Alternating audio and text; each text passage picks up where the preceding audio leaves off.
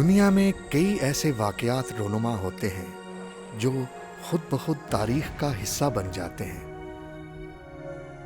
جن سے ماضی، حال اور مستقبل کا درس ملتا ہے۔ ایسے ہی واقعات میں ایک تقسیم ہند میں مسلمانوں کی ہجرت ہے۔ صدیوں تک ساتھ رہنے اور ایک دوسرے کی خوشی غم میں شرکت کرنے والے پلک جھپکتے ہی جان کے دشمن بن گئے۔ تقسیم ہند داستانوں کی ایسی کتاب ہے جس کا ہر صفحہ خون کے آنسو رلاتا ہے۔ گھر چھٹے، جائیدادیں لٹیں، بیٹیاں کنویں میں ڈوب مری، تو کہیں باپ اولاد کو بچاتے بچاتے دم توڑ گیا۔ لٹے پٹے قافلے، بچھڑنے والے پیاروں کو ڈھونڈتی آنکھیں، انتظار، امید اور وسوسوں کے ساتھ نئی زندگی کی ابتدا۔ نام میرا عبد الوحید، بائی پروفیشن میں طبیب ہوں۔ نام کے ساتھ میرا اس پروفیشن کے حوالے سے حکیم عبد الوحید آتا ہے۔ سب سے پہلے تو میں آپ حضرات کا اور آپ کے چینل کا مشکور ہوں کہ آپ نے بہت ہی اہم قسم اور اہم نوعیت کے عنوان سے یہاں تشریف لائے ہیں، اس پہ ہم نے گفتگو رکھنی ہے۔ میرا تعلق تو بیسیکلی پشاور سے اور پیدائش بھی یہیں کی ہے، اور اپنی فیملی جو ہے وہ بھی پشاور سے بلانگ کرتی ہے، لیکن بائی پروفیشن ہم جو ہیں جو ہیں وہ طبیب ہیں۔ اٹ مینس حکیم ہیں۔ ہمارا فیملی جو ہے وہ ٹریس کر رہی ہے طبیب کے طور پہ، تو علاج معالجے کے حوالے سے ہماری فیملی، اس کے علاوہ ہماری فیملی میں مختلف قسم کے معاشی اعتبار سے، تعلیمی اعتبار سے، دیگر جو بھی شعبے ہیں اس اعتبار سے، چونکہ بہت بڑی پھیلی ہوئی ایک ہماری فیملی ہے، اور یہ بیسیکلی اس فیملی میں جو اپنے طور پہ ہمارے زیادہ کاؤنٹ ہوتی ہیں تو اس میں سیٹھی فیملی ہے، خواجہ فیملی ہے، اور اس کی برانچز ہیں۔ تو میں یہ سمجھتا ہوں کہ جس وقت یہ پشاور ہمارا یہاں آباد جب سے ہوا ہے، تو یہ اس وقت سے ہماری فیملی جو ہے یہیں ہے، اور اپنا یہاں اپنے معاش کے سلسلے میں اپنے کام کر رہے ہیں مختلف نوعیت کے۔ گورنمنٹ کے حوالے سے بھی ہمارے جو بہرحال اپنے لوگ ہیں فیملی کے، اس میں بھی موجود ہیں، آرمی میں بھی رہے ہیں، کاروبار میں بھی ہیں، پروفیشنز میں بھی ہیں، ڈاکٹر بھی ہیں، اور اس طریقے سے الحمدللہ ایک بہت ایسی فیملی کہ جب آپ پشاور انٹر ہوں تو میرا خیال ہے کہ آپ کو کوئی دقت نہیں ہوگی ہمارے اس حوالے سے کہ کسی سے پوچھیں تو آپ کو فوراً بتا دیں گے اس فیملی کے بارے میں۔ اور اس کے علاوہ تعلیم کے سلسلے میں، چونکہ میں نے اپنی گفتگو میں یہ پہلے بات رکھی آپ کے سامنے کہ ایک پروفیشنل وائز ہماری جو فیملی آ رہی ہے وہ طب کے حوالے سے ہے، اور طب کے شعبے میں بھی ہماری یہ چھٹی پشت جا رہی ہے۔ یعنی میرے پردادا کو آپ لیں، پھر اس کے دادا ہوئے، پھر میرے والد ہوئے، پھر میرے بھائی ہوئے، پھر ہماری آگے اولاد ہوئی، تو اس طریقے سے اسی پروفیشن میں یہاں پہ خدمت کی جا رہی ہے۔ اور الحمدللہ ہم سمجھتے ہیں کہ انسانیت کی خدمت جو ہے وہ سب سے اہم بھی ہے، اولین اس کی حیثیت بھی ہے، اور انشاءاللہ یہ چیز جاری و ساری ہے۔ تاریخ پاکستان کا مطلب تو یہ ہوا نا کہ ہم متحدہ ہندوستان، جو ہندوستان تھا اس سے جب ہم علیحدہ ہوئے تو یہ تحریک چلی، اور اس تحریک کے ثمرات جو ہیں وہی ہندوستان سے شروع ہیں۔ یعنی وہاں کے عوام میں ایک بیداری پیدا ہوئی کہ ہم جس وقت ہندوستان میں اس وقت جو ہم رہ رہے ہیں تو وہاں جو مسلمانوں کے ساتھ رویہ ہے اور جو مشکلات ہیں، تو اس مشکلات سے نکلنے کے لیے شروع میں تو یہ تھا کہ بھئی وہاں کی دوسری جو آبادیاں ہیں، یعنی ہندو کہیں دوسرے جو ہیں، ان کے بارے میں بھی ایک تاثر تھا کہ ہم مل جل کے ان لوگوں سے، انگریز سے نجات حاصل کریں گے۔ یہ ایک ذہن بنا ہوا تھا، لیکن اس ذہن کے مطابق پھر مختلف شخصیات جو مسلمانوں سے متعلق تھی، یا جن کی کوئی سیاسی حیثیت تھی، یا لوگوں میں ان کا کوئی ایک عمل دخل تھا، یا مطالعے کے حوالے سے، یا لٹریچر کے حوالے سے، یا خدمات کے حوالے سے، تو انہوں نے ہندوستان میں ان مسلمانوں کو بیدار کیا کہ آپ کے لیے ایک علیحدہ مملکت چاہیے جہاں کہ آپ کو مکمل طور پہ آزادی ہو، اور آپ نے تمام جتنے بھی مذہب کے حوالے سے، رہن سہن کے حوالے سے، اپنی زندگی گزارنے کے حوالے سے آپ کو مکمل آزادی ہو۔ تو یہ تحریک کا بنیادی سبب جو ہے وہ یہ چیز بنی، اور اس کے بعد بہرحال جو حالات سامنے آئے اس کے بعد ہمارا ملک جو ہے معرض وجود میں آیا۔ چونکہ ذہن میں یہ تھا کہ ہمیں اپنی ایک علیحدہ ریاست چاہیے، جیسے میں نے شروع میں کہا ہے کہ وہاں بھی مسلمانوں میں ایک چیز بٹھا دی گئی تھی کہ یہاں آپ کے حقوق سلب ہو رہے ہیں ہندوستان میں، اور آپ کو ایک علیحدہ ریاست جس میں آپ آزادانہ اپنے مذہب کی، دین کی، تعلیم کی، اپنے معاشرتی اور حوالوں سے اس میں آپ کو آزادی ملنی چاہیے۔ تو وہ آزادی تو ہمیں نصیب ہو گئی، اور کچھ عرصہ تک ہم اس میں تھے، یعنی یقیناً یہ خوشی کا باعث تھی کہ اس میں ہم یہ چیز حاصل کرنے کے بعد چاہ رہے تھے کہ بھئی اس ملک میں واقعی وہ چیز ہو جس کے لیے ملک بنایا گیا۔ لیکن بدقسمتی سے آپ دیکھیں قائد اعظم کی رحلت ہو گئی کچھ عرصے کے بعد ہی، پھر دوسری ان کے بعد کی رجیم آئی، اور اس کے بعد اب تک جو آتے رہے ہیں وہ اپنے طور پہ اس کو ملک سدھارنے کے لیے انہوں نے کچھ سوچا ہی نہیں۔ ہماری فیملی میں ایک شخصیت جو گزری ہے حکیم عبدالجلیل ندوی کے نام سے،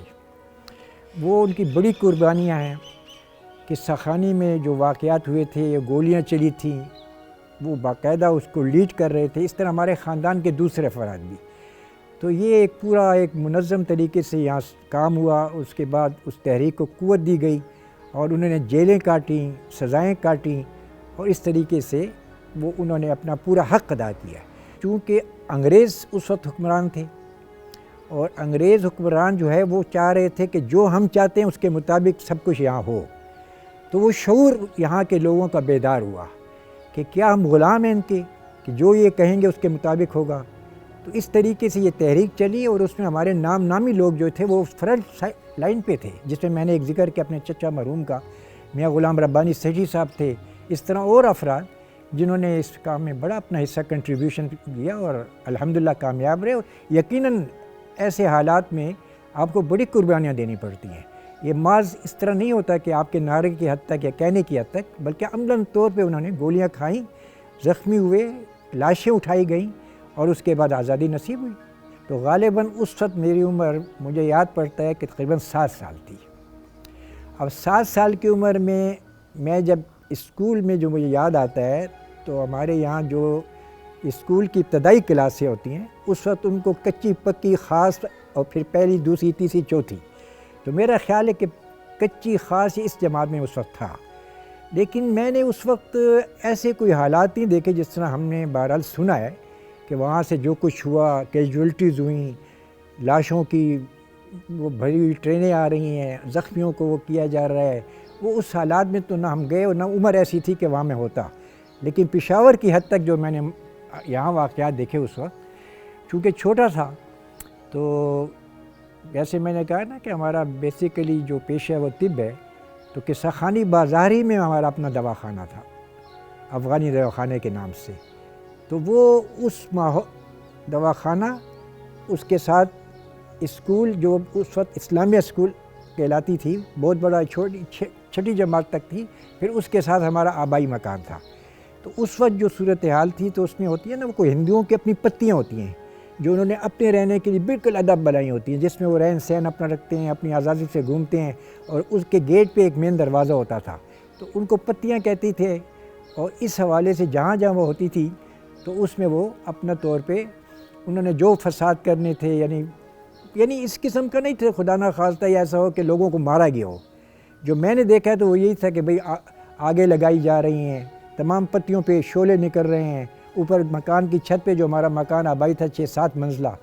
اس پہ جا کے جب دیکھتے تھے تو ہر طرف شعلے ہوتے تھے، دکانیں لوٹی جا رہی تھیں، بازاروں میں سامان لوٹا ہوا پڑا ہوا تھا، لوگ آگے پیچھے بڑھ رہے ہیں، دکانیں بند ہیں، یہ سما میں نے خود دیکھا ہے۔ اس سے آگے کوئی ایسی چیز نہیں دیکھی جو چیزیں ہمیں سنی ہے کہ ہندوستان سے جس طرح لوگ آئے ہیں، مسلمان عورتیں، مرد، بچے، اور ان کے ساتھ جو زیادتیاں ہوئی ہیں، ویسی چیز میں نے خود اپنی آنکھوں سے یہاں نہیں دیکھی۔ اور میرا خیال ہے کہ پاکستان کے کسی حصے میں بھی کوئی اتنا بڑی کیجولٹیز یا اس قسم کے حالات نہیں ہوئے ہیں گے، کیونکہ اسلام ہمیں اس چیز کا درس نہیں دیتا کہ سفاکیت، لوگوں کو بلا وجہ مارنا یا ان کا کچھ تو خون کرنا، تو یہ چیزیں یہاں نہیں ہوئی ہیں۔ لیکن یہ تھا کہ ہڑتالیں ہوئی ہیں، دکانیں بند ہوئی ہیں، پروسیشنز ہوئے ہیں، اور لوٹ مار ہوئی ہے، جو بہرحال ہوتا ہے۔ ایک ہمارے کچھ فاصلے پہ قصہ خانی بازار میں دواخانے سے آگے مجھے یاد پڑتا ہے، چھوٹا تھا مکھن سنگھ، بہت بڑا کاروباری تھا، تو اس کی دکان میں اچھا خاصا سامان تھا۔ تو بہرحال لوگوں کی نظریں ہوتی ہیں، چاہے وہ یہاں کے مقامی ہوں غیر مقامی ہوں، تو انہیں اپنے طور پہ یہ ساری چیزیں کی۔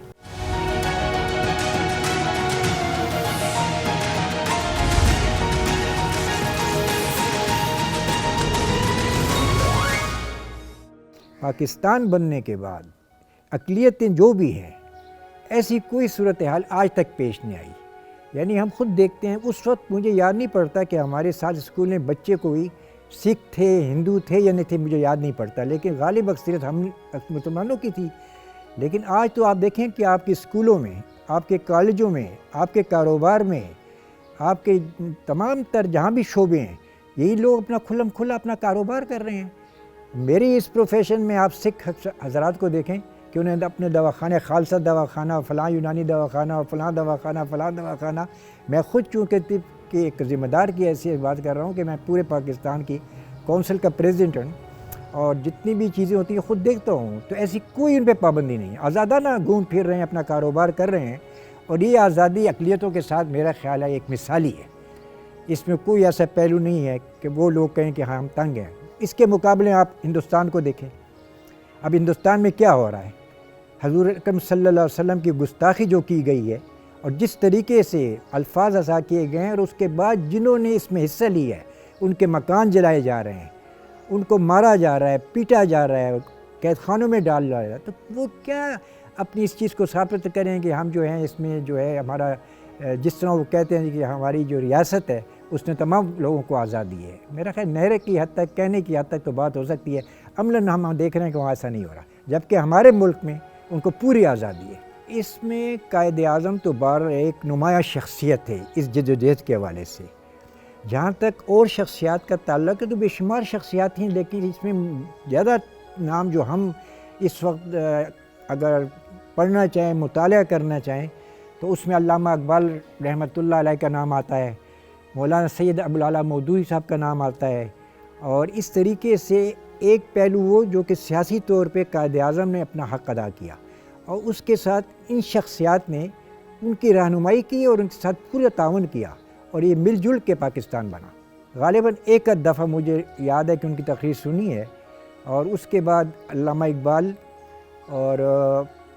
مولانا سید سلیمان ندوی صاحب اور سر سلیمان،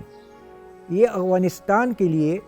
ان کا پروگرام بنا کہ وہاں کی جو حکومت تھی اس وقت، انہوں نے ان کو دعوت دی کہ ہمارے تعلیمی نظام کو ٹھیک کرنے کے لیے تشریف لائیں۔ تو پھر فیصلہ یہ ہوا، علامہ اقبال اور سید سلیمان ندوی، اور یہ تھے ان کے اور کوئی سید احمد خان کے غالباً بھتیجے تھے، نام مجھے نہیں آ رہا، علامہ اقبال اور وہ کوئٹے کے راستے افغانستان پہنچے۔ سید سلیمان ندوی صاحب جو تھے وہ میرے والد مرحوم حکیم عبدالعزیز ندوی صاحب کے ساتھ اکٹھے ندوۃ العلماء میں پڑھتے تھے، وہ یہاں آ کے ہمارے گھر میں ٹھہرے۔ مولانا سید سلیمان ندوی ہمارے گھر میں ٹھہرے، کاشان عزیز میں شہر میں ہمارا تھا آبائی مکان، اور ہمارے پھر دواخانے سے، افغانی دواخانے سے دوپہر کے وقت وہ افغانستان کے لیے آنے۔ اور یہ مولانا سید سلیمان ندوی نے کتاب لکھی ہے سفر افغانستان، اس میں اس کا ذکر ہے کہ ہم افغانستان کی حکومت کی دعوت پہ، وہ علامہ اقبال وہ ادھر سے چلے گئے اور میں پشاور گیا، میں پھر وہاں ان کے پاس ٹھہرا، وہ مجھے ریسیو کر لے کے نوشہرہ اسٹیشن پہ آئے، اور پشاور ہم کٹھے گئے، پھر ان کے گھر ٹھہرے، اور دوپہر کو وہاں سے دواخانے سے ہم پھر افغانستان کے نکلے۔ اور پوری وہ کتاب جو ہے وہ میرے پاس موجود ہے، سفر افغانستان کے حوالے سے مولانا سید سلیمان ندوی صاحب نے لکھی ہے، جس میں میرے والد مرحوم کا تذکرہ ہے۔ دیکھیں، میں تو یہ سمجھتا ہوں کہ آج کل جو ہماری لیڈرشپ ہے اس میں بناوٹ ہے، الفاظ کا چناؤ اور الفاظ کی ادائیگی، یہ ایک ایسا اللہ تعالیٰ نے کسی کو ودیت کیا ہوتا ہے کہ جب وہ بات کرے تو پتہ چل جاتا ہے کہ یار وہ دل سے کہہ رہا ہے یا ویسے ہی بول رہا ہے زبان سے۔ قائد اعظم میں یہ چیز تھی، ان کی تقریریں آج بھی آپ سنیں تو اس میں وہ جذبہ موجود ہے پاکستان بننے کا، پاکستان بننے کے بعد یہاں کے حالات کو کس طرف لے جانا ہے، یہ سب چیزیں ہمیں ان میں نظر آتی ہیں۔ ایک ہوتا ہے کہ بھئی لوگوں سے ایک ان کی رائے لی جائے۔ یہاں کے بارے میں یہ تاثر ملا کہ کانگریس یہاں غالب اکثریت رکھتی ہے ہمارے صوبے میں، اور مسلم لیگ اس کے مقابلے میں شاید وہ قوت نہیں ہے جو مقابلے کی ہو، لیکن عملاً جو ہم نے دیکھا تو وہاں بھی سب مسلم لیگ کو ہی کامیابی ہوئی۔ تو یہ چیز جو ہے وہ میرا خیال ہے کہ لوگوں کے ذہن میں قائد اعظم کا پیغام رچ بس چکا تھا، اور اسی بنیاد پہ سارا ہوا اور فیصلہ ہوا، اور آپ نے دیکھا کہ پارلیمنٹ میں پھر اکثریت ہمارے جو تھی مسلم لیگ کی تھی، قائد اعظم کی تھی۔ بڑے برے حالات میں جی، جو یعنی چونکہ بہرحال میں نے جیسے کہا نا کہ یہ تو تقریباً پون صدی کا عرصہ گزر گیا ہے، لیکن جو اس کے بعد کے واقعات چاہے آپ کتابوں میں دیکھیں، اخباروں میں دیکھیں، رسالوں میں دیکھیں یا کسی اور حوالے سے پڑھیں، تو آپ کو وہاں جو ظلم ہوا ہے وہ تو ایسا ظلم تھا کہ جس کی ہم یعنی وہ کیا اس کی تصویر پیش کریں، وہ کوئی چھپی بات تو نہیں ہے۔ نہیں، ٹرینیں آ رہی ہیں، لاشیں اس میں موجود ہیں، جس طرح قتل و غارت کی گئی ہے۔ تو ہم نے پھر مولانا مودودی صاحب کے ساتھ بھی نشستیں ہوئیں، ہمارے گھر میں آ کے ٹھہرے، جتنے بھی اکابرین جماعت کے وہ اس غریب خانے پہ آتے رہے، اور سیاسی جتنے بھی مختلف نوعیت کے جو وہ بنتے رہے ہیں، تو الحمدللہ اسی مکان میں ہم کٹھے رہے ہیں۔ یہاں اسی جگہ جو آپ بیٹھے ہیں تو مولانا نورانی، قاضی حسین احمد صاحب، مولانا سمیع الحق صاحب، کئی نام ہیں، اور جس میں یہ بیٹھے ہیں، یہاں بیٹھے تھے، پھر اندر ان کے ساتھ ہماری نشستیں ہوتی رہیں۔ تو ایک یعنی میری زندگی کا ایک حصہ یہ بھی ہے۔ مولانا اور ہماری پوری جماعت کی ٹیم جی تھی، وہ خود وہاں جتنے بھی لوگ آتے تھے ان کی خدمت کے لیے انہوں نے بلکہ رضاکار مہیا ہم نے جماعت نے کر دیے تھے، اور ان کے رہنے سہنے کا بندوبست وہاں سے انڈیا سے جب وہ پاکستان آئے ان کو جس قسم کی ضروریات تھی سب انہوں نے مہیا کی ہیں۔ اس میں ہم نے پورا رضاکارانہ طور پہ اپنا کام کیا الحمدللہ، اور اس پہ ہم خوش ہیں کہ ہم نے خدمت کی ہے۔ میری عمر کے لوگ جنہوں نے اس وقت تعلیم حاصل کی اور اس کے بعد جو تعلیم میں اپنا آگے جانا چاہتے تھے، اور تعلیمی نظام میں جو ڈسپلن تھا اور اساتذہ کے حوالے سے جو ان کا ایک مقام تھا اور ان کی جو احترام تھا، وہ تو اب مفقود ہے۔ یعنی اب دیکھیں نا، اس وقت بھی اساتذہ جو تھے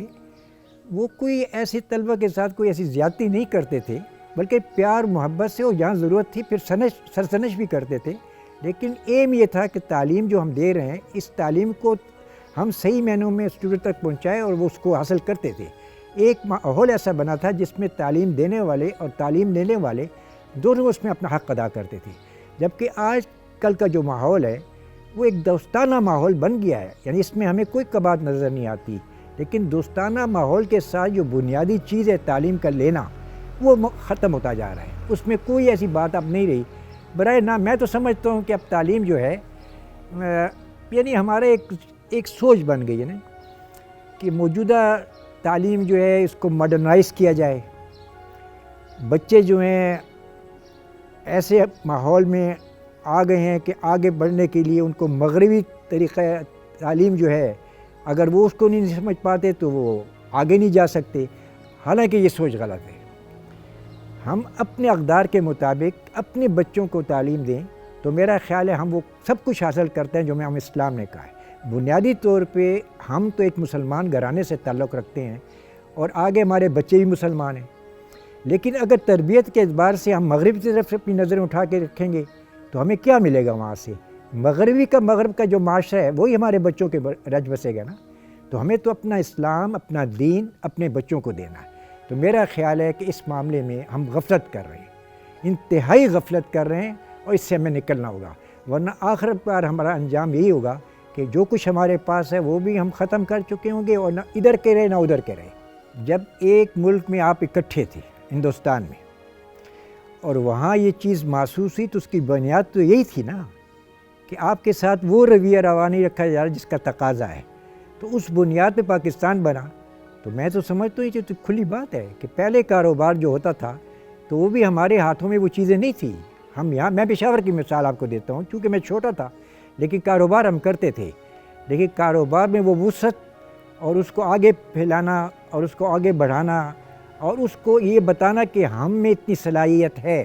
کہ ہم اپنے کاروبار کو بہت آگے لے جا سکتے ہیں، لیکن چونکہ راستے مسدود تھے، معاشی اعتبار سے مسلمان کمزور تھے ہر جگہ، تو وہ آگے نہیں جا سکے۔ لیکن پاکستان بننے کے بعد دیکھیں آج ہماری صورتحال بہت بہتر ہے۔ ان حالات کے باوجود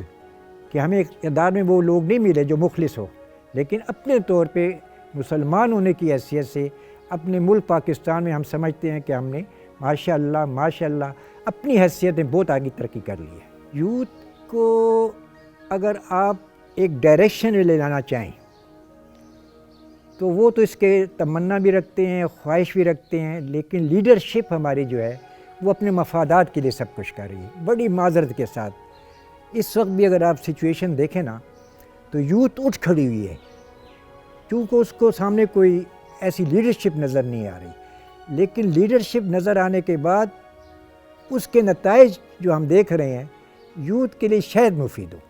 اور اگر اخلاص سے کام کیا جائے تو یوتھ ہر وقت تیار ہے، صرف ڈائریکشن کی ضرورت ہے۔ یوتھ کے بغیر تو ترقی ملک کی ہو ہی نہیں سکتی۔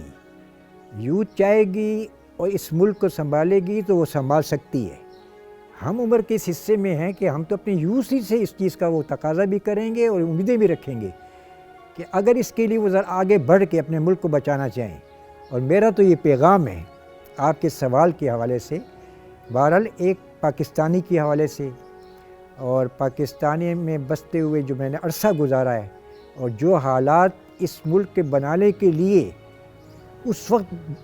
دیے گئے ہیں اور قربانیاں دی گئی ہیں، اگر اس کے لیے کچھ کرنا ہے تو یوتھ کے سامنے ایک کھلی کتاب کی طرح سب باتیں آنی چاہیے۔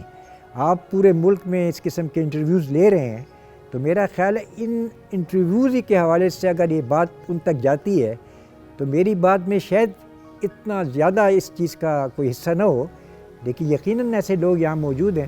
آج تو آپ پشاور آئے ہیں اور شخصیات سے بھی آپ ملے ہوں گے، اس طرح پاکستان کے دوسرے شہروں میں، تو یہ ساری چیزیں جو آپ اکٹھی کر رہے ہیں اس کا کوئی ایسا ذریعہ بنا لیں